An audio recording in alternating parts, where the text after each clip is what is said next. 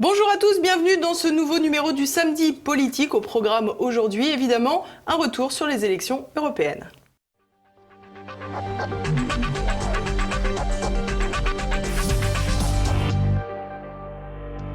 Le CSA qui dit qu'il faut réintégrer le droit d'expression de M. Bannon, l'expression de M. Bannon dans le temps du RN. Mais Cohn-Bendit, BHL, le président lui-même, tous les fonds dépensés par l'État, ça n'en bouge pas. Ça n'en bouge pas. Il devrait y avoir des poursuites pénales pour tout ça. Vous avez des hommes politiques, pas un seul qui relève ça. Et M. Mélenchon, là, il dit non, le fascisme marie avec le RN. Il est là, elle est là la dérive fascisante. Je crois que spécifiquement Macron, il met en œuvre une politique qui convient à la bourgeoisie, mais il le fait d'une façon qui l'expose aussi, et qui est dangereuse pour le pays, et dangereuse pour justement ces gens qui le soutiennent. Augmentation du prix de l'énergie, réforme de la fonction publique, réforme des retraites. Il est tout à fait... Il est nos limites, notre ami de l'Élysée. Il n'a pas d'état d'âme, il y va...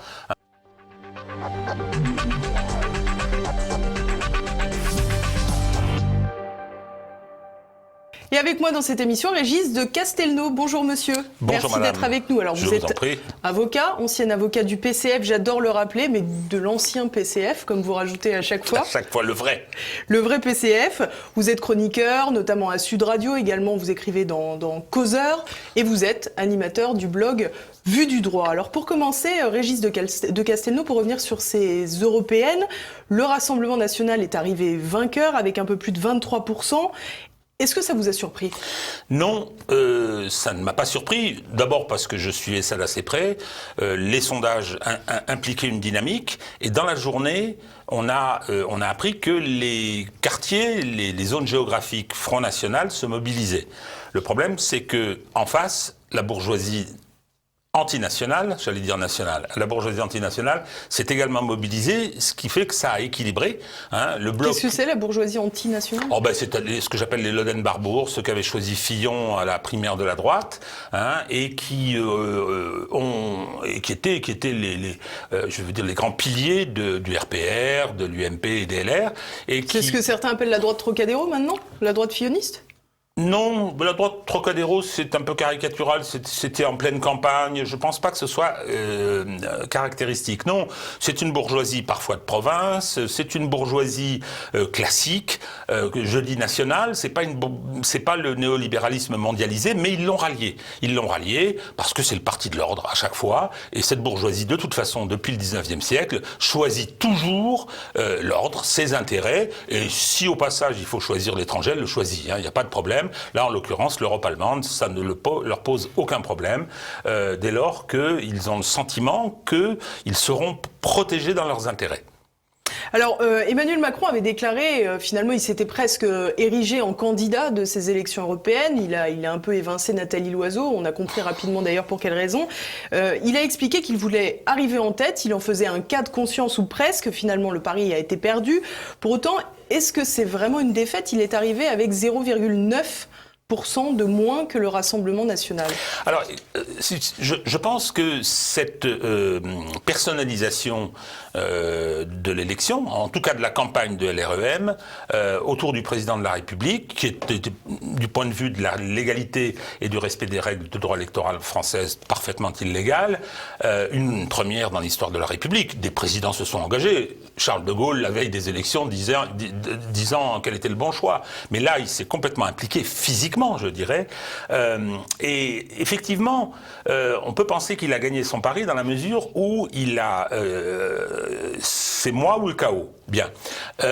Donc, il a remobilisé ceux qui s'étaient peut-être un petit peu éloignés à cause des gay pride de l'Élysée, à cause d'un certain nombre de foucades, à cause de ces ambiguïtés sur les réformes sociétales, GPA, PMA, etc., ou sur l'islam. Et donc là, il a dit, je vais véritablement désigner l'adversaire ah, vous voulez un référendum anti-Macron, bon, ben je vais accepter ce combat. De ce point de vue-là, dans la mobilisation de l'électorat qui s'était un peu éloigné vers le LR, je pense qu'il a gagné. Il faut quand même rappeler que tous les sondages donnaient Bellamy à 14%. Je me rappelle, moi je vous dis, j'ai suivi ça d'assez près, et lorsque j'ai reçu, parce que vous savez, on essaie toujours d'avoir les informations avant les autres, on a tous des copains dans les organes de sondage, et j'ai vu arriver un tableau où Bellamy était à 8 et Jadot à 13. Je me suis dit, ils se sont trompés de ligne. Donc, c'est vraiment dans les quelques derniers jours que cette mobilisation de la bourgeoisie a pu s'effectuer, et ce qui fait que l'écart est faible. Alors, Paris perdu pour la victoire, Paris gagné pour une forme de stabilité, c'est-à-dire qu'il a réussi à nouveau à rassembler son camp, c'est-à-dire le socle qui lui avait permis d'être au deuxième tour en 2017. Je rappellerai simplement que 50% des Français n'ont pas été votés. Une grande partie de la jeunesse, on en parlera peut-être un petit peu tout à l'heure concernant la question du résultat des Verts, une grande partie de la jeunesse n'a pas été votée, et Emmanuel Macron, président, omniprésent depuis 2 ans, grand débat, etc., il rassemble 10% de l'électorat français. C'est-à-dire, vous rentrez dans une pièce où il y a 10 personnes, il y en a une qui vote Macron. Un peu moins même, un peu moins je crois. Peut-être un peu moins. Un peu moins, et ça fait 1 sur 10 pour le Rassemblement National. Donc voilà, alors on peut compter un petit peu différemment. Le Rassemblement National, au niveau de ses différents scores, y compris dans les élections importantes, a une forme de stabilité. C'est-à-dire, quelle que soit l'abstention, il tourne entre 20 et 25. Donc on peut se dire à certains moments, le Parti communiste faisait ces scores-là. Donc je me rappelle très bien ce qu'on entendait. Il y a longtemps.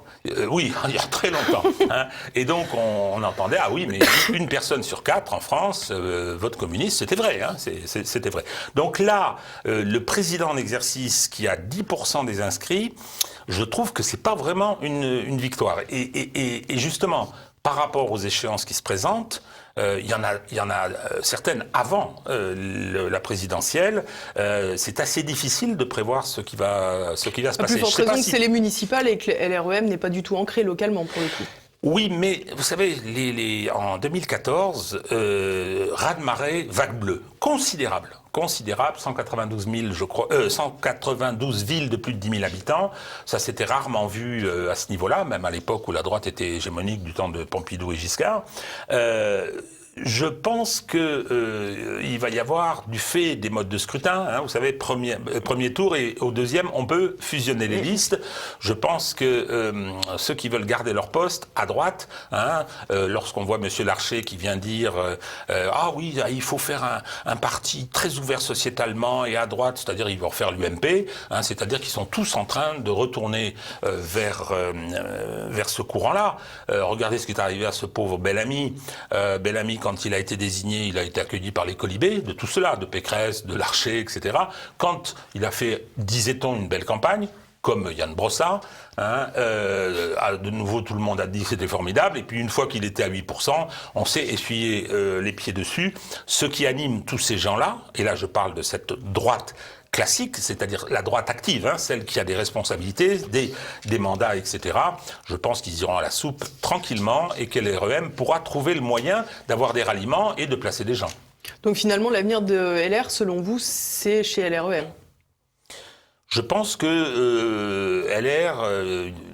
c'est fini parce que toute la partie militante, les Geoffroy Didet, les Arrivés, tous ces gens-là, tous ces petits jeunes, dans l'onglet Darmanin par exemple, lui, moi j'avais eu l'occasion de le croiser, des garçons intéressants, et sans principe, sans conviction. Ce qui compte, c'est sa propre boussole, et il a anticipé. Oui, je pense que tout ça se terminera, mais c'est one shot, c'est-à-dire que le problème de Macron, c'est que on fusionne les deux blocs élitaires, qui sont, alors on va revenir sur les vieux classements, orléanistes, l'autre qui est légitimistes, etc., ils ont fusionné, ça c'est clair. Et la bourgeoisie française classique, je dirais, je ne parle pas d'Arnaud, Pinault, des parvenus, des oligarques, des Drahi et autres Niel, et qui ont fait Macron, il faut être clair. Ceux-là, la bourgeoisie, celle qui avait choisi brusquement Fillon et massivement à la primaire de la droite, ils étaient nombreux en plus à l'avoir fait, ceux-là, ça y est, ils sont ralliés. Et, moi, j'ai quelques expériences personnelles, familiales, qui m'ont convaincu de cette donnée. Ils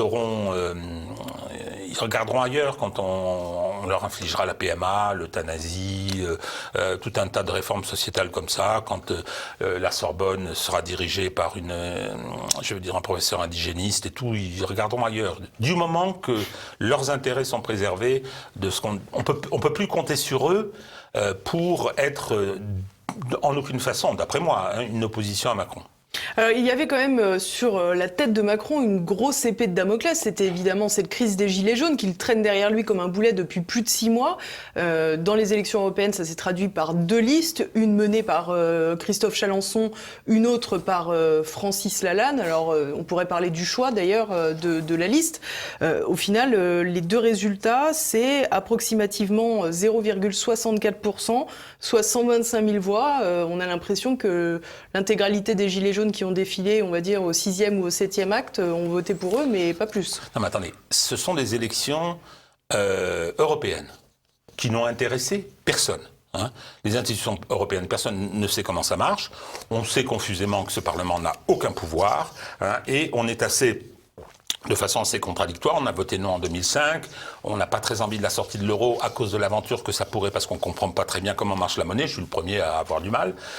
Donc, je pense que les Gilets jaunes, un débouché politique électoral, je vois pas comment c'était possible qu'ils s'organisent. Parce qu'il faut voir ce qui s'est passé. Il y avait des manifestations, il y a eu des mouvements, il y a eu les réseaux qui ont joué un rôle, il y a des groupes qui se sont créés, mais c'était un mouvement tout à fait nouveau. Il n'y avait pas de parti pour encadrer, il n'y avait pas de syndicats pour organiser les manifestations, louer les trains, etc. Et il ne faut pas oublier qu'ils ont subi une répression considérable. Depuis le 1er janvier où le président dit ce sont des lépreux, le choix de la répression policière et judiciaire a été fait, violent, comme jamais depuis la guerre d'Algérie, avec des atteintes aux libertés stupéfiantes, en particulier dans le domaine de la justice, on en a déjà parlé, et donc je pense que ça a été de nature à démobiliser pour l'élection. Je pense que la France d'en bas, et c'est ce que Guilly disait dans ses livres, elle a vraiment fait sécession. 50%, alors qu'il y avait un vrai enjeu pour ou contre Macron. C'est vrai, ça a été posé comme ça, et le Rassemblement national l'a fait et Macron l'a accepté. Je pense que 50% d'abstention veut dire que les gens s'en désintéressent complètement et pensent que la solution n'est pas là. Quand on a été mobilisés comme ils l'ont été, comme ils le sont toujours, parce qu'en province, c'est assez impressionnant quand même. Vous croisez des voitures avec des gilets jaunes sur le pare-brise partout, les gens sont excédés, une haine vis-à-vis de Macron qui est impressionnante. Je parle de la province, de la France périphérique. Donc je pense que c'est pas une surprise qu'il n'y ait pas de débouché politique parce que. Mais justement, est-ce que leur erreur finalement, c'est pas d'avoir fait ces 2 listes ?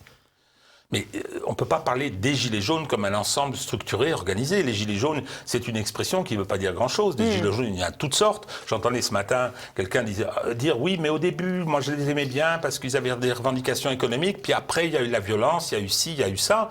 Attendez, je veux dire, c'est un mouvement qui était assez homogène sociologiquement, mais assez hétérogène politiquement. Il faut dire les choses comme elles sont. Mais je pense que ça va laisser des traces considérables et qu'il y a aujourd'hui un élément culturel gilet jaune assez fort. C'est-à-dire que la coupure, celle vue par Michéa, celle vue par Guilly, elle existe très fortement. Et on le voit bien d'ailleurs parce que le bloc au pouvoir, qui a aussi fait sécession de son côté, il est rassemblé. Il est rassemblé et déterminé. Alors, on va continuer avec un autre parti, non pas là, cette fois les Gilets jaunes, mais un parti institutionnel qui a fait les frais de cette élection européenne. C'est évidemment la France insoumise de Jean-Luc Mélenchon. La liste était portée par Manon Aubry. Elle a recueilli 6,3% des voix. Ça correspond à 1,4 million de voix.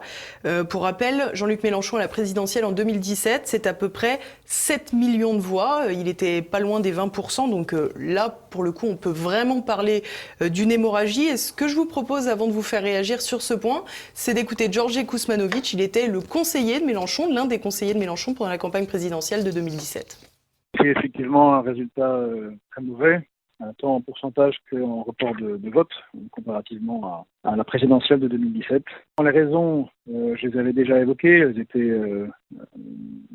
elles ont motivé entre autres mon départ, en tout cas les conflits qu'il y avait au sein de la France Insoumise. Mais c'est l'abandon, ce qui a fait selon moi le succès en 2017, c'est-à-dire une ligne populiste claire, avec une rupture du clivage gauche-droite, au sens où on se place plutôt dans une transversalité, où on parlait à l'ensemble du peuple, quels que soient ses penchants antérieurs politiques, pour leur proposer un combat commun, et d'être retombé après les élections présidentielles et législatives dans une logique plus de rassemblement à gauche, tout en louvoyant, tout en disant c'est pas vraiment ça, qu'on reste dans l'ancien programme, mais c'est apparu clairement aux électeurs que ce changement radical de stratégie a été très mal perçu et a conduit à ce résultat désastreux.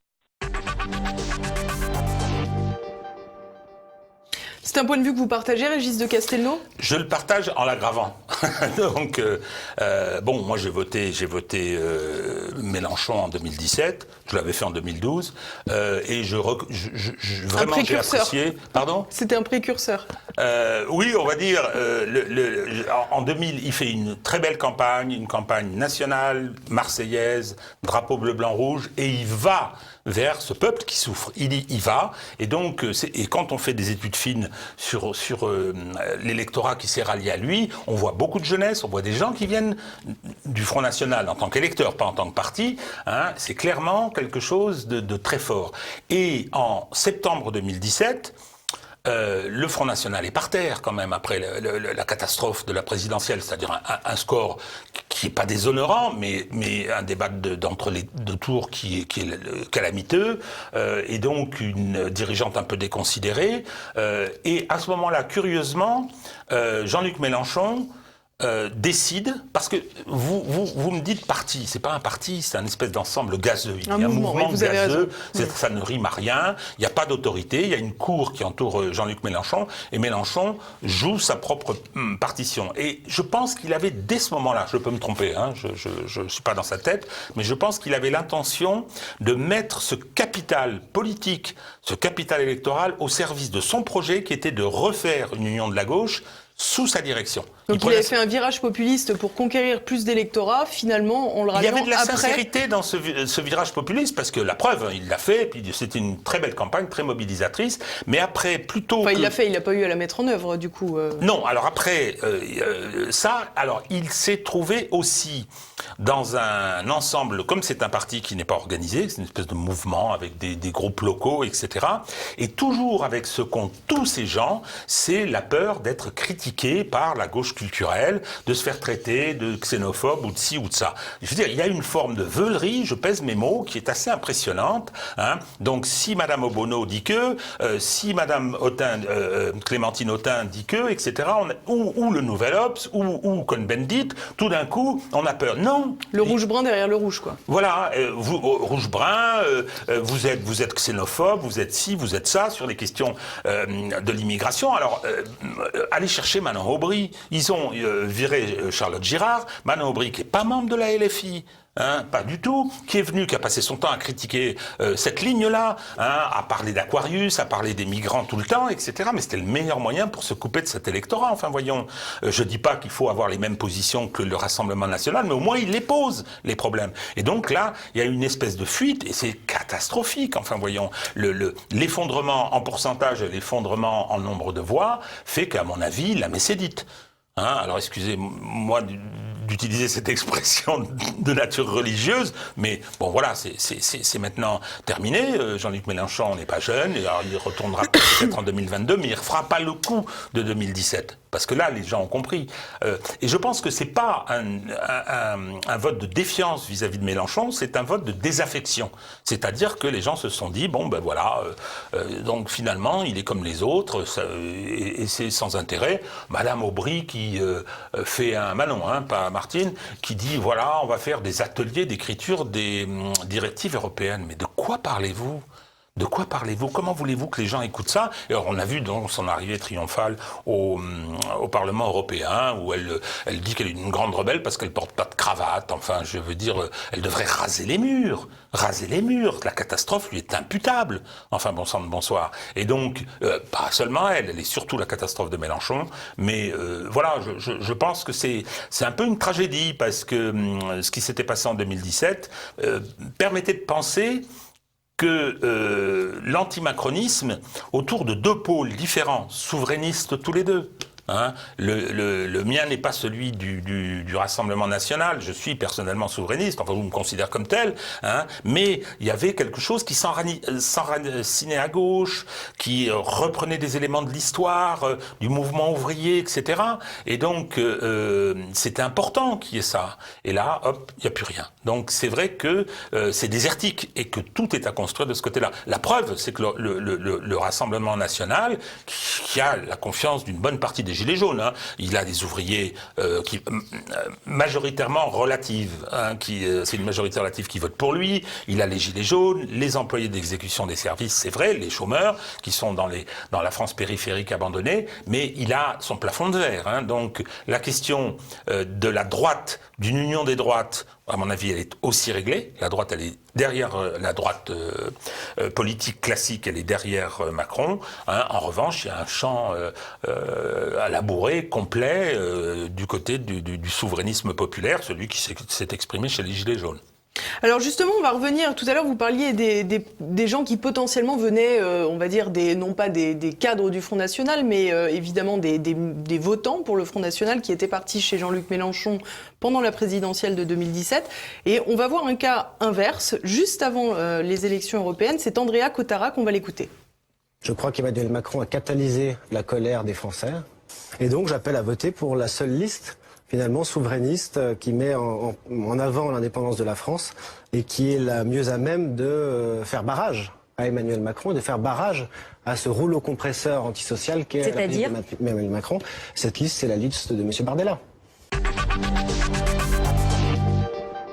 Finalement, le vote utile, c'était le Rassemblement national, même pour les gens de gauche. J'ai écrit un article un peu dans ce sens en disant c'est quoi l'enjeu? L'enjeu, c'est de battre Macron. Je vais dire ce que j'entends par battre Macron à cette occasion. Voter contre Macron, on peut voter UPR, on peut voter Gilets jaunes, ça n'a aucun sens, aucun intérêt et aucune espèce de conséquence. Donc le vote utile par rapport à l'enjeu qui était battre Macron, ça devenait le vote Rassemblement national. Cotara a été jusque-là, il a appelé et il y a une forme de ralliement. Donc je pense que il a eu tort sur le ralliement. Sur l'analyse, elle n'est pas très très loin, l'analyse de ce qui se passe avec LFI, elle n'est pas très loin de celle de Kuzmanovic, mais ils n'ont pas la même vision concernant ce qui est à faire. Lui, il dit, ce sera autour du Front National que ça devra, du Rassemblement National que ça devra s'organiser. Le problème, battre Macron, ça voulait dire quoi? Ça voulait dire, il faut le mettre en difficulté. Il faut créer les conditions d'un rapport de force qui permettent de l'arrêter et peut-être de s'en débarrasser. C'est ce que personnellement j'espérais. On va revenir sur ce que M. Macron est en train de faire dans ce pays et qui s'y oppose et qui en a conscience. Mais je pense qu'après tout ce qui s'est passé, il était temps de l'arrêter. Il est en train de détruire ce pays, de détruire l'État-providence. Il est en train de démanteler le système industriel français. Est-ce que c'est pas l'État-providence qui s'est autodétruit ? Non, il le fait de façon. C'est sa feuille de route. Il le fait. Il détruit les services publics. Il vend les bijoux de famille et il le fait. Pour des raisons idéologiques qui lui sont demandées, mais aussi pour des raisons de corruption au plus haut niveau de l'État qui prennent des formes invraisemblables. L'affaire de l'aéroport de Toulouse, là, que j'ai étudié de près relativement récemment, l'affaire Alstom. Vous avez quand même un député LR qui a saisi le procureur qui bougera pas. Il a été nommé par Macron à cet endroit-là, en disant, mais attendez, tout le monde s'est gavé à cette occasion. Moyennant quoi, résultat, M. Macron a demandé que l'annonce ne soit pas faite avant les élections, 1000 gars au tapis. 1000 familles, vous savez très bien ce que ça veut dire, divorce, suicide éventuel, etc. Il y en avait déjà eu 1000 en 2016, voilà, alors qu'ils avaient promis la création de 1000 postes. C'est une... et puis il y avait cette question des libertés fondamentales qui pour moi est extrêmement importante, je vais en reparler sûrement, donc il fallait l'arrêter.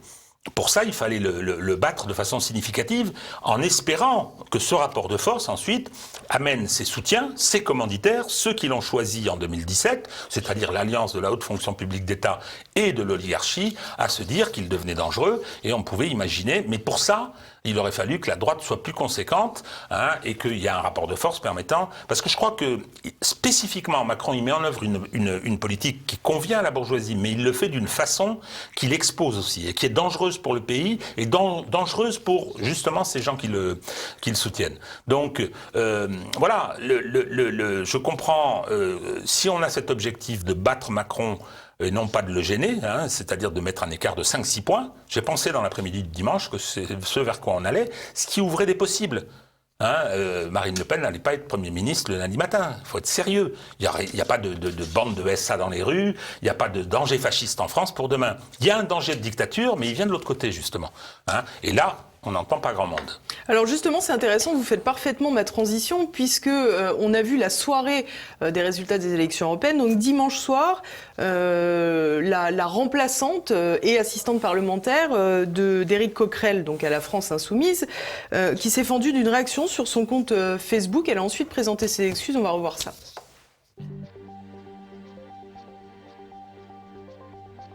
Depuis hier, je subis des insultes de l'extrême droite par rapport à un post sur mon mur Facebook personnel.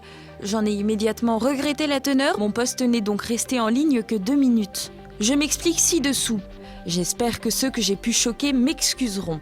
Le post que j'avais publié sur mon profil personnel Facebook, pour ceux qui l'ont lu, était évidemment une énorme erreur, à la fois morale, puisqu'évidemment la France n'est pas un pays fasciste, et politique, puisqu'évidemment le vote Rassemblement National n'engage pas tous les Français, heureusement. Qu'est-ce que ça vous évoque, ça ?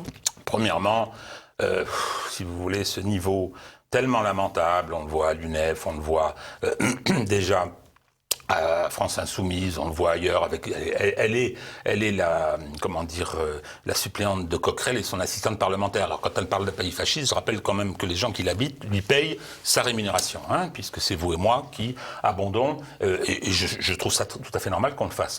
Non, il y a aussi, si vous voulez, un déficit d'éducation politique, un déficit de véritable travail. Alors on a des gens, c'est un peu triste en même temps, c'est un peu triste parce que voilà une métisse qui a l'air d'être une battante et puis qui tombe dans le panneau et qui s'exprime comme une racaille, tout ça est assez nul. J'ai lu complètement ses excuses, elles m'ont l'air sincères et je lui fais le crédit de cette sincérité. Mais en revanche, qu'est-ce qu'elle dit ? Elle dit pays fasciste. Mais c'est ce que dit Monsieur Mélenchon. Moi, j'ai écouté sa déclaration, l'ombre qui plane sur ce pays, et voilà. Et dès que vous parlez du Rassemblement National, ils mangent les petits-enfants, ils sont tous fascistes, etc. Pour l'instant, le danger autoritaire dans ce pays, c'est Emmanuel Macron.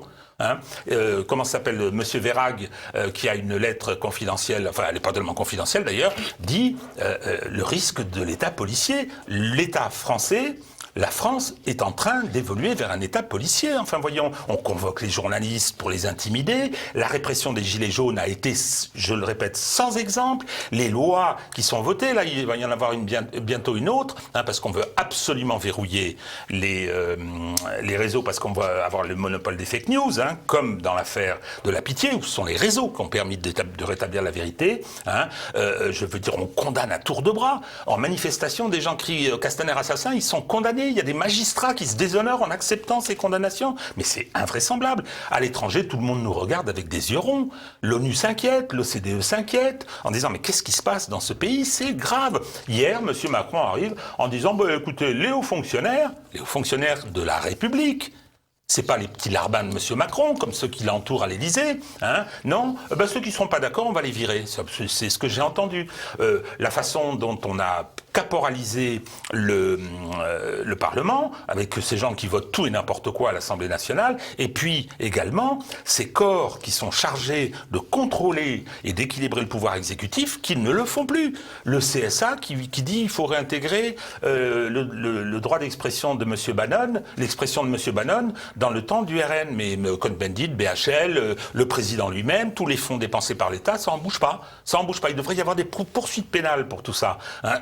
Et donc, le Conseil constitutionnel valide fake news, valide la loi anti-casseurs, le Conseil d'État valide l'usage des LBD, tout le monde à l'étranger dit ce sont des armes de guerre, mais non, en France, les magistrats, la bouche enfarinée, vont vous dire tout ça c'est formidable. Je suis désolé, ce qui se passe dans ce pays est extrêmement grave. Et moyennant quoi, vous avez des hommes politiques, pas un seul qui relève ça, et M. Mélenchon qui vient dire, alors il a protesté contre les lois le jour venu, mais là il dit non, le fascisme arrive avec le RN. Il est là, elle est là la dérive fascisante en ce moment, et là je suis assez étonné que personne ne réagisse. Alors je suis un peu véhément parce que j'ai l'impression d'être très seul, non pas sur les violences policières, il suffit de voir les vidéos, c'est absolument hallucinant, mais sur le comportement de la justice, qui refuse de les poursuivre, et qui matraque les gilets jaunes, qui entravent les droits de la défense. Enfin, vous avez des avocates qui sont sortis manu militari par les gendarmes des salles d'audience. Ça s'est jamais vu.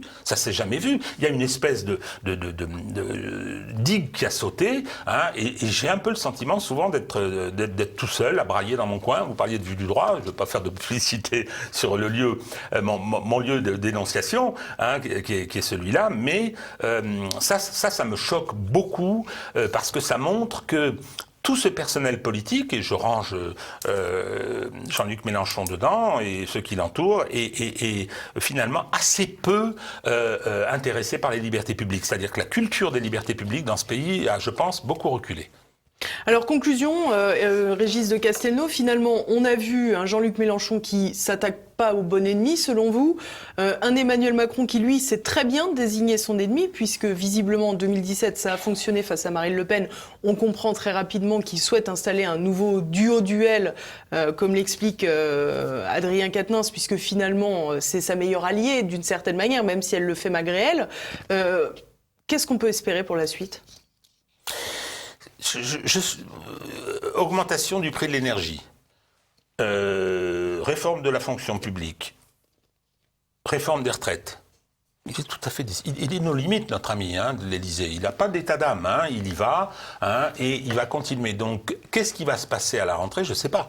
Je ne sais pas, parce que toutes les conditions qui ont abouti à l'explosion des Gilets jaunes, toute la haine qu'ils suscitent sont toujours présents. Alors naturellement, vous avez tout le mainstream, la parole politique, la parole des médias qui continuent à l'encenser, puis personne ne l'écoute. Ça, c'est quelque chose qui m'impressionne beaucoup, c'est qu'en fait, les gens considèrent qu'elle est disqualifiée. Donc, qu'est-ce que ça peut donner ? Quel peut être le rapport de force dans les années qui vont venir ? Je ne sais pas. Et moi, je ne prends pas de pari sur un